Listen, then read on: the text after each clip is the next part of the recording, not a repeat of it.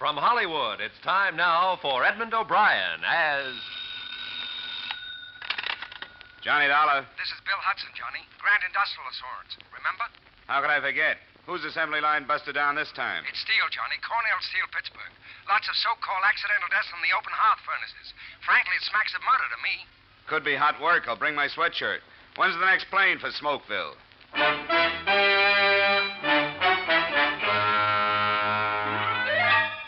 Edmund O'Brien in another transcribed adventure of the man with the action-packed expense account. America's fabulous freelance insurance investigator. Yours truly, Johnny Dollar.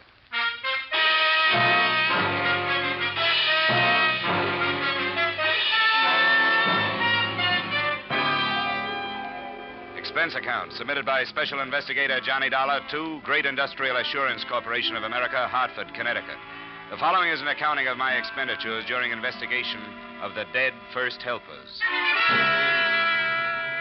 Expense account, item 1, $83.24 plane fare to Pittsburgh, Pennsylvania, a land of chimneys and open hearth furnaces where I met Supervisor Joel Barrett. 5 men in a single month, Mr. Dollar. All of them first helpers. What's a first helper? Well, it goes like this. The melter foreman is in charge of a number of furnaces. The first helper is in charge of an individual furnace. Under him are the second helpers and the cinder snaps. I see. Well, how did the deaths occur? In a number of ways. One man tumbled down a flight of stairs. 2 were killed by a crane magnet. Another one fell from the pouring platform. And just last week, one of our best men was killed in an explosion of a hot-cap bowl. You better explain that one. Certain types of steel have to be capped after they've been poured from the ladle to the ingot, you see. Sometimes the pressure is so great inside of them that when the pourers shoot water on the cap to seal it, the cap flies off and sprays a man with molten steel. I've seen it happen only once, Mr. Dollar. That's enough for me. Any connection between these deaths? How do you mean? I mean any common denominator, anything that could provide a motive for murder. None that I know of, except for the fact that all the men had been with us for a long time, 15 or 20 years. Just the boys who know their way around, eh? That's what's so strange, Mr. Dollar. None of them have ever been found to ignore safety regulations. Uh-huh. How do you plan on proceeding? Well, it's been my experience that plant investigation from the outside is pretty often a waste of time. The men are on their guard. You want to go right to work in the shop? What did you say they call the lowest man on the open hearth furnace? Cinder snap. Well, you break out the overalls, Mr. Barrett. We'll see how good I am at snapping cinders.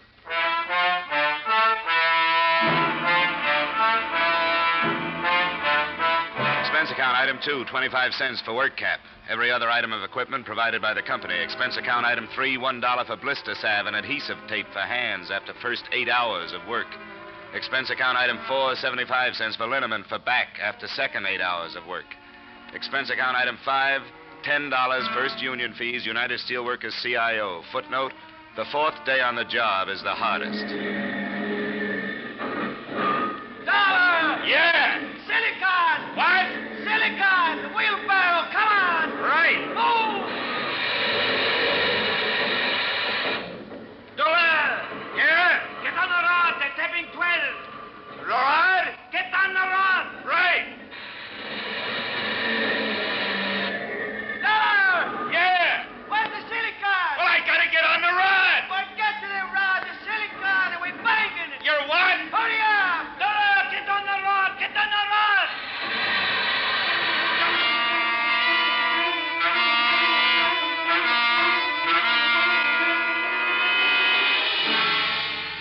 The routine was a killer, but more and more I felt myself becoming a part of the making of steel. It's really something to watch the straight white-hot steam pound into the ingot molds from the ladles. And I began to know these men whom you never hear about, the men with the big backs and the soaking red bandanas around their waists, like Andre with the funny last name, who got a kick out of helping me along. It's all right, Dollar. You get the swing of it. It's not half so hard like you think. After a while, you get strong, get tough like nails. Oh, my aching back. Bet you never eat so good, huh? Bet you never sleep so good. Oh, I dream about lime-silicon ratios. You on seat turn tomorrow? Yeah, if you mean the midnight shift, yeah. Good, you be with me. I show you lots of things. Well, I don't mind the work, but frankly, I'm scared. You work good. They no fire you. It's not that, Andre. I mean cranes and scrap cars and ladles of steel 3,000 degrees hot. You learn how to go around. You have no trouble. You remember the rule, you have no trouble. You'll be fine. Maybe, but some of the boys were saying that 5 men died in the last month. And boys that should know how to get around. Right, Andre? Accident always happen. Fools, the old ones, they are the careless ones. They think they know so well the rule, and they slip and poof. Yeah, you said it. Poof. But sometimes it isn't so easy to make friends in a steel mill. Sometimes, no matter how hard you try, you know that you've lived too soft a life to ever get information from a steel man like Joe Poland. I found him in the company cafeteria. Where you come? Chicago. You no look Chicago. What do I look? You look from office building. Where you work before? Office building. Your hand like baby, soft like milk. How'd they take you? Guess I've got an honest face. What? Skip it. Eat your soup. It's getting cold.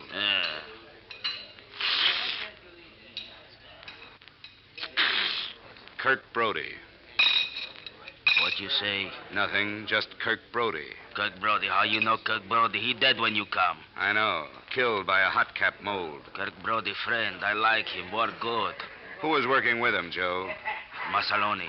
Glad it wasn't me. I'd hate to have that on my conscience. You nosy.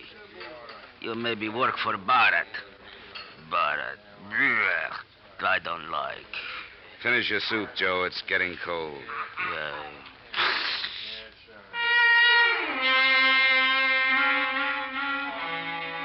But then there was Fred, another first helper, who helped me understand the general feeling about Mr. Barrett. You'll learn what it's like, Dollar. You married? Not yet. Well, if you were married and maybe had a couple of kids, you'd find out. You'd lie awake at night and you'd wonder, will it be me? Will I get that blue slip tomorrow? What if something happened to me? Would she get anything from the insurance? Things like that. How long you been here? 5 years. And tomorrow they can say, that's all, friend. And where are you? You sound like you know your way around, Fred. What's your idea on these accidents? Accidents? There's no such thing as an accident, Dollar. People who want to live cross the street with the light. It's the same way in steel. Like Kirk Brody, killed last week.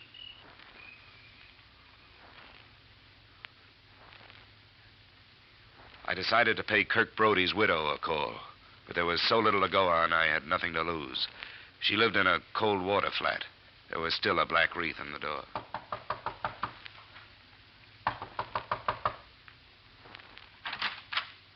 Yes?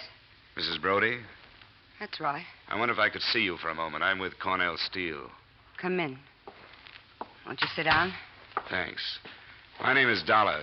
I'm investigating the accidents that occurred in the open hearths, Mrs. Brody. I'm sorry to trouble you about it, but there are some things I have to know. Kirk was the last one. It happened 3 weeks ago, is that right? Yeah. 3 weeks ago, Tuesday. On the accident report, it said he was killed when a hot cap blew off a mold. I knew it would happen, Mr. Dollar. I knew it would happen.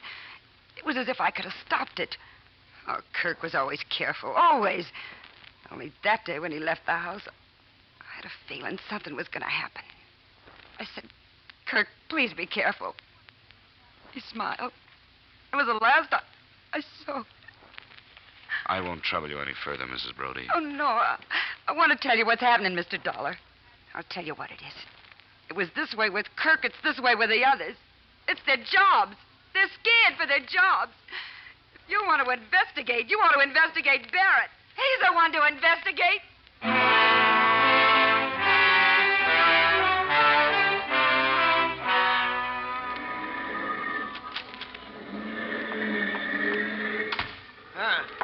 Hope nobody saw you come in here. Nobody did, Barrett. What'd you find out? Well, nothing you could call factual, but there's some kind of tension in the shop. Something's going on. Well, production is holding its own. No, they work all right. But it's like they're frightened of something. I want to look at your employment records. Well, sure thing. Right in that file drawer. Thanks. You know, it certainly is odd, Dollar. Every one of the men killed was alone at the time. No witnesses at all. Oh, really? That's something you neglected to tell me on my first visit here, Mr. Barrett. Slipped my mind. Ah, it seems several other things slipped your mind. What do you mean? Well, like a little communication I found on the bulletin board in the locker room. What communication? To the effect that due to various conditions beyond our control, layoffs will be necessary in some cases, and men will be laid off consistent with their seniority. But now, what possible connection could that have with the 5 deaths? You had the answer to that question, but I had to find it out on my own. I don't call that active cooperation, Mr. Barrett. What's that, The 5 men were killed in order of seniority. The killer, whoever he is, obviously is scared to death of losing his job. According to your files, the next man slated for accidental death is another first helper, Mike Baroldi. Now, you knew all that. Why didn't you speak up? Well, I don't know. It never hit me as particularly important. You know Cornell Steel isn't laying off anybody right now. Maybe you're trying to scare the men into more work. And I doubt if that's company policy, Mr. Barrett. You have your job to do, Dollar. That's to find this killer. I have my job to do. That's to boost production. Is that all right with you? Perfectly all right. And I'll take my job any day.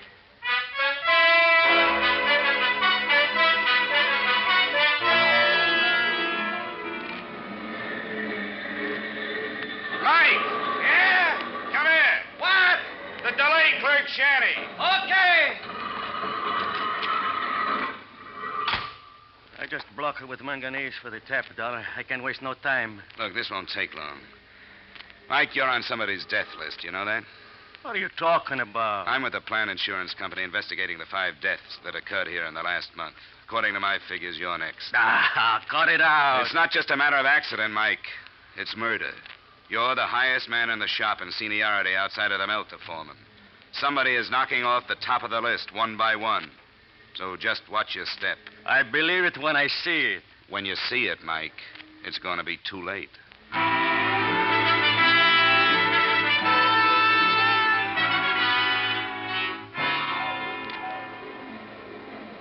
That night, toward the end of the shift, must have been about 6 in the morning, Mike was cleaning cinders from the furnace floor on the tap hole side. I was making it my business to keep an eye on him. He was sweeping the cinders off the platform down into the empty ladle pit 30 feet below. As a first helper, it wasn't his job, but Mike was like that.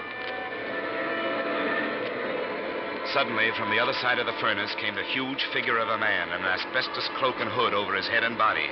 Mike turned, and a look of terror came into his face. I started for him, but too late.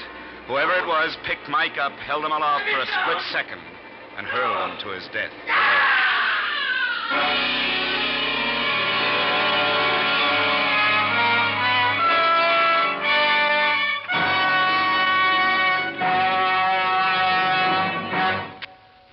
In just a moment, we'll return to the second act of yours truly, Johnny Dollar. But first, to politely paraphrase history, George burns while Gracie fiddles. And the result is, of course, the laugh riot heard every Wednesday evening over most of these same CBS stations.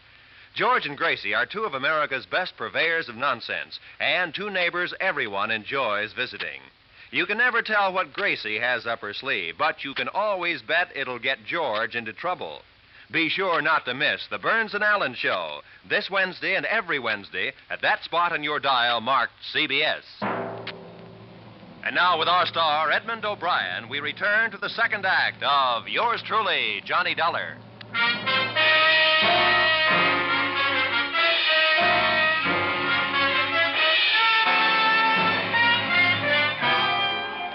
They gathered around the body of Mike Baroldi, and I gave chase to the killer. It was like running after a brown ghost. He ducked up the aisle between furnaces and hopped gingerly over the coupling of a train of coal scrap. I wasn't so lucky. I climbed up, but my foot got caught in the coupling guide, and I fell on my face. The next thing I remember, I was in the plant inspector's office. He was dismayed. He took one gander at my noggin and launched into Lecture 1A of the safety inspector's manual. And look at this one. Another example. Look at his head. You're lucky to be alive. What rule did you break? Section 3, Code 2. Don't you be funning with me. You know, I could have you fired, you know. I'll bet you could. What have you found out about Mike Baroldi? I filled in a full report. The poor man fell over the railing while cleaning the platform. Not quite. What? He was pushed. Pushed? Who pushed him? I don't know. The killer had an asbestos cloak and hood over him. A killer? This is worse than I thought. You got a skeleton key to the lockers? I want to see Mike's belongings. Look, just who do you think you are? I'm with the Grand Insurance Company, mister. You give me the key, and I think we can have this thing straightened out in no time. was so stunned, he sent me to the Open Hearth production office where I got a key. The locker room was empty. I went to Mike Baroldi's locker first. I found his wallet with a pass to the plant in it and $3 in cash. There was a picture of a woman holding a baby. I put the wallet back, looked through the inside pocket of his coat, empty. I closed the locker and started a methodical search of each locker in the place. About 2/3 down the first row, I came to a locker labeled Andre Lemire. I opened it and found what I was looking for, an asbestos cloak and hood. There had been a tear on the sleeve of the cloak worn by the man who had killed Mike Baroldi. I took the cloak with me, locked up, and walked down the aisle to the door. Somebody was coming in just as I was coming out. It was Joe, Big Joe Poland. What you do here, Nosy? Aren't you supposed to be at work? I feel sick. Where's Andre? Andre work. Number 10? Like always, number 10. You nosy fella. I get nosier. Did you ever see this asbestos cloak before? Sure. It used to blow a topple when they put out new heat. You seen it lately? Like on somebody? Sure. Andre, he have on coat. When? Before. Before what? I don't know. Before. All right, thanks, Joe. See you later. Yeah. You tell Andre Joe sick. Joe go home. I'll tell him, Joe. Hey, wait. Inspector say Mike Baroldi push from rail. That's right. How he know? I told him. How you know? I saw it. You see Andre push Mike, huh? What makes you think it was Andre? Andre bad fella. He don't like this Mike. Always make trouble for this man. And you don't like Andre? Sure I don't like Andre. Why you think I tell you? Did you see Andre? I see him go to furnace where Mike is. The stomach too big. You go on home, Joe. You don't look so good. As far as I was concerned, there were two main possibilities, two big boys. One was Joe Poland. The other was Andre Lemire. I stuck the asbestos cloak that I found in Andre's locker in the production office where I could get to it later. The sun had come up, and Andre was standing there, enjoying the fresh air before going down to the locker room. Hello, Dollar. It's a beautiful day. Yeah, it is. It's a beautiful day. That man should have to bury himself in this dirt and filth when all the world is so beautiful. That is the shame, no? Yeah, that's right, Andre. You going home now? Yeah, I go home now, yes. Oh, I have wonderful suggestion. Wonderful suggestion. You come home with me, huh? We have good French meal. You like good French food? Yeah, sounds great. Your wife won't mind? Sure she mind, but who cares for the wife? Ah, come.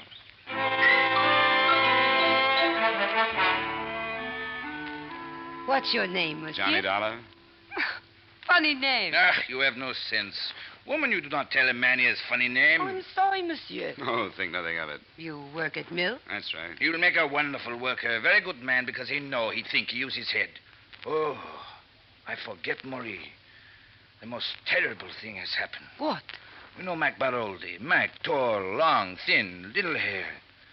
Well, Mike is pushed from rail and killed. Oh, no. Kill. Oh, terrible, terrible. You see it, no, Dollar? Yeah, I saw it. Somebody do it. Somebody. They catch him, boy. Andre, I think it's about time I let you in on a little secret. I'm with an insurance company. I'm investigating these murders. Huh? I found an asbestos cloak in your locker today. I have no asbestos cloak. I saw Mike killed, Andre. The killer wore this cloak. The cloak was in your locker. Maybe you'd better take it from there. You say I killed Mike? You tell me this? I take you to my house. You say terrible things to me like this. You lie to me. You say you are friends of mine. You leave. You leave. Leave. Well, there goes some nice French cooking.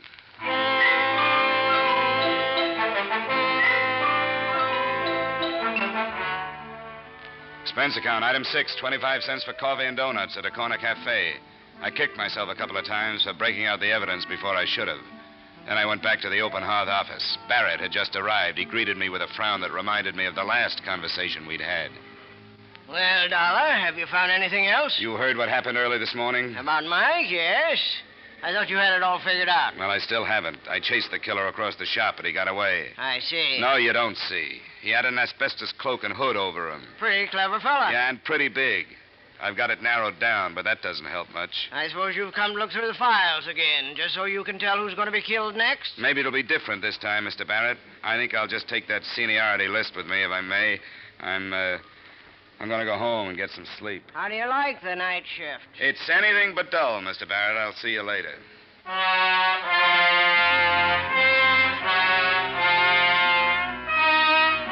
Expense account item 7, $1 even, cab fare to boarding house, to which a surprised taxi driver chauffeured his first overalled customer in what must have been years.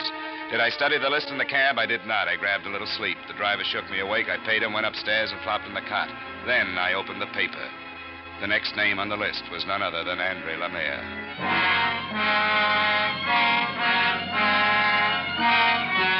Expense account, item 8, 75 cents taxi fare. I got to Andre's in 10 minutes. I was 20 minutes too late. The police were out front.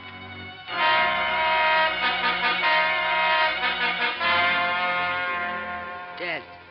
He's dead. They killed him. Who killed him, Mrs. Lemire? Killed him. Killed. Who? Who, Mrs. Lemire? The man. The big man. He killed him. Sergeant, take care of him. I'm sorry, Mrs. Lemire.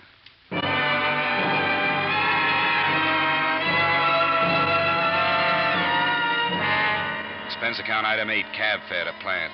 I tried to tell myself that there was nothing I could have done, that everything had pointed to Andre. But I'd seen his name on the seniority list, right below Mike Baroldi's.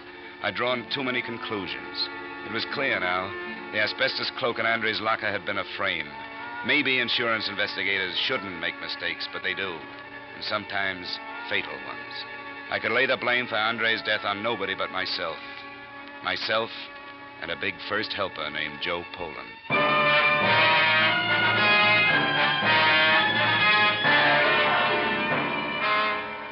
Where's Poland, Barrett? Why, I don't know. He got sick. We sent him home. What's his address? I have it right here in my book. Well, bring it with you. You and I are paying a visit to Joe Poland.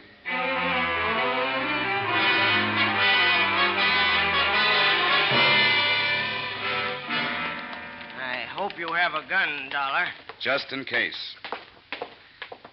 A knock. You better stand back.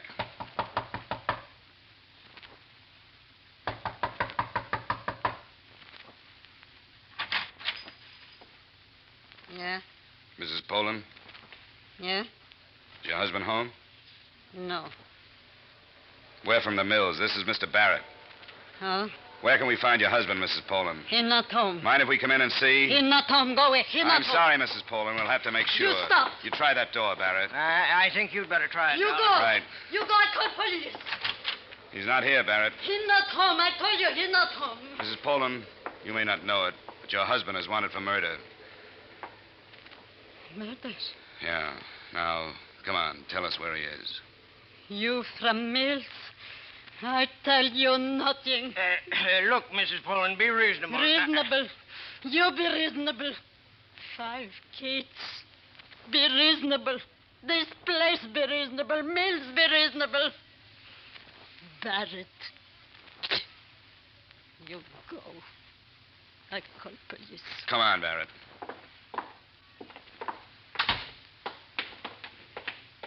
You must have a peculiar theory of management, Barrett. I've been in dozens of plants, and I've never seen anybody loved like you are. What do you do to them? My theory of management is very simple. Men work better when the pressure's on. There it is, cruel but true. I have the top production result in the plant. You can't beat that. How did you ever get off a bookkeeper's stool and into a mill? How did you ever get to be a supervisor? I'd like to meet the man that hired you. I give you 10 days as a supervisor in the steel mills, Dollar. You'd change your opinions fast. Men are no different now than they ever were. Give them an inch, they take a mile. Give them 5 minutes off, they take an hour. Let them out of your sight for a minute, and they're playing cards in a corner. You know, men are more than figures on a production chart. Could that be why you lost a lot of good first helpers, Barrett? One maniac runs loose, and you condemn the whole method. Sorry, Dollar. You've got a lot to learn about the practical management. You'd better just stick to investigation. And from the way you've messed this case up, I'd say you were the one who had a lot to learn in his field.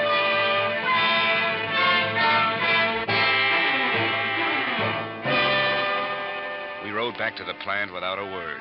It wasn't just anger. There was so much difference between us, there was just nothing to say. Barrett got off and said he'd call the police if I had proof that Joe Poland was the killer. I said I didn't have any proof and for him to call the police anyhow. I took the stairs to the furnace floor. I knew Poland would be there. I don't know how I knew, I just knew. I wandered from furnace shanty to furnace shanty. I found him at number 12. He was cleaning out the clay of the tap hole before the pour. Joe? Take off the hood. What? Come on, Joe. It's all over. Dollar. No good, Dollar. Nobody take job away from Joe. You see the list? I on top of list now, Dollar. I top of list. Now nobody take job away. My kids, my wife, they be good now. No live bad. I get big raise now. I top of list. But no fire me, huh? Stay away, Joe.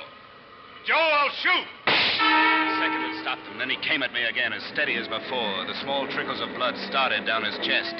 Stop, Joe! His leg this time. He gripped it once, then let go. There was no expression of pain on his face, just determination. I was the last man in his way. After I was gone, he had a clear road to security. You don't stop Then me, he was Dollar. on me, his huge hands gripping my throat. Below me, I could feel the Stop seared heat now. of freshly poured steel bubbling in his You face. don't stop Then I me, shot again. Dollar. Close quarters this time, and right for the heart. Slowly, the hands relaxed. The huge body slumped over the railing and fell.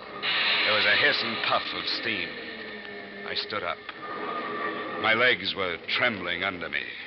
I looked down, shielding my face. There was nothing to see. The slag had covered over.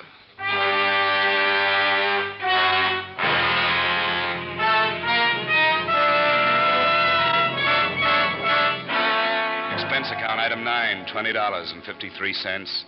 Flowers for Joe Poland's funeral. They buried a block of steel in place of his body. Barrett was standing there, standing to one side, and Mrs. Poland and Mrs. Brody and Mrs. Lemare. When the minister finished his little speech, Mrs. Poland turned to Barrett. I've never seen hate like that in anyone's eyes. Murderer. You killed him. You killed him, Barrett. You killed them all. You still kill them. They'll all die of you Come on, someday, Mrs. Poland, come murderer. on. That isn't going to happen. Murderer! Come on now. Madame Poland, I'm Marie Lemare. Let me take you home.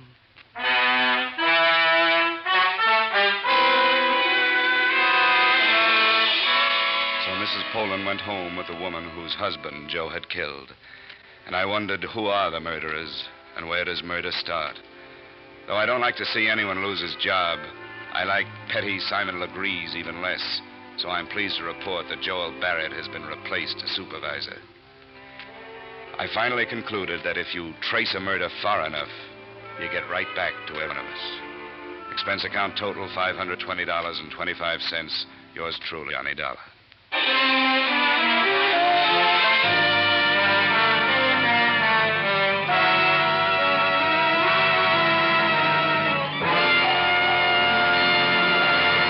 Yours truly, Johnny Dollar, stars Edmund O'Brien and was written by Gil Dowd and David Ellis, with music composed and conducted by Leith Stevens. Edmund O'Brien can currently be seen starring in the Harry M. Popkin United Artists production, DOA. Featured in our cast were Joe Forte, Junius Matthews, Jack Petruzzi, Raymond Burr, Jack Crucian, Kay Stewart, and Peggy Weber. Yours truly, Johnny Dollar, is produced and directed by Jaime Del Valle. Join us again next week when, from Hollywood, Edmund O'Brien will return in another transcribed adventure of Yours truly, Johnny Dollar.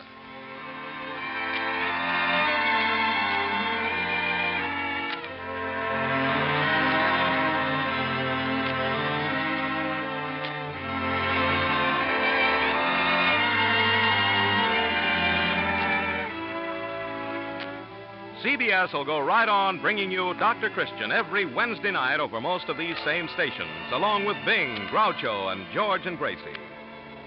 Stay tuned now for The Adventures of Philip Marlowe, which follows immediately over most of these same CBS stations.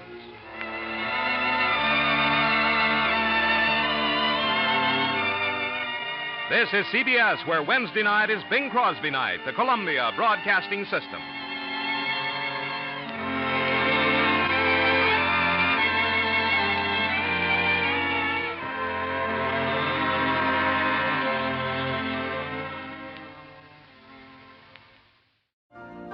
You've been listening to the OTR Gold Network. Find more classic radio at otrgold.com. Ep044.com.